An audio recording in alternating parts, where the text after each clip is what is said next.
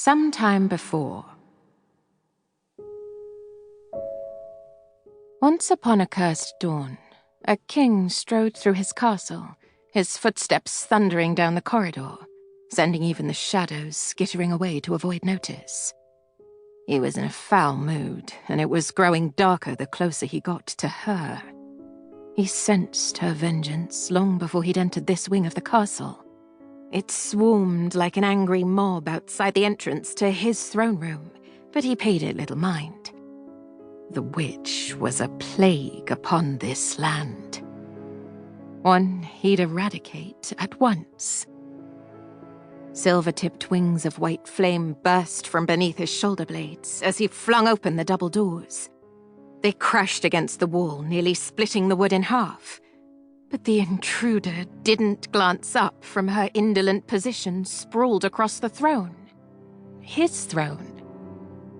Refusing to look in his direction, she caressed her leg the way an attentive lover might try with an eager partner. Her gown split up the side, revealing smooth skin from her ankle to her hip. She drew lazy circles on her calf, arching back as her fingers drifted higher. His presence did nothing to dissuade her from running her hands up along her outer thighs. "Get out!" The witch's attention flicked to his. "Talking with you hasn't worked, nor logic and reasoning. Now, I have a rather tempting new offer for you." Over the thin material of her gown, she slowly skimmed the peak of her breasts, her gaze growing heavy as she boldly stared at him. "Take off your pants." He crossed his arms, his expression forbidding. Not even his maker could bend him to his whims, and she was far from his maker. "Get out," he repeated. "Leave before I force you." "Try." In one inhumanely graceful movement, she swung herself into a standing position, her long silver dress gleaming like a sword carving through the heavens. Gone was any further attempt at seduction. "Touch me, and I will destroy all you hold dear, Your Majesty." Her tone had turned mocking, as if he wasn't worthy of the title or respect. He laughed then, the sound as menacing as the dagger now pressed against her slender throat. She wasn't the only one blessed with immortal speed.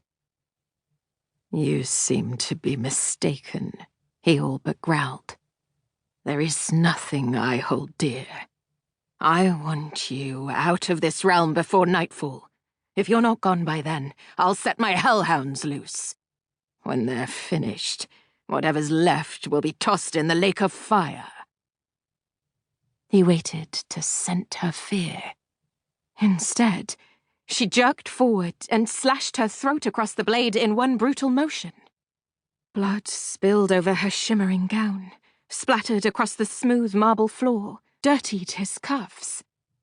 Jaw clenched, he wiped down the dagger. Unfazed by her new vicious necklace, she stepped away from him, her smile more wicked than the worst of his brothers. The wound stitched itself together. "Are you certain about that? There isn't anything you yearn for?" When he didn't respond, her annoyance flared. "Maybe the rumors are true after all. You have no heart in that armored chest of yours." She circled him, her skirt smearing a trail of blood across the once pristine floor.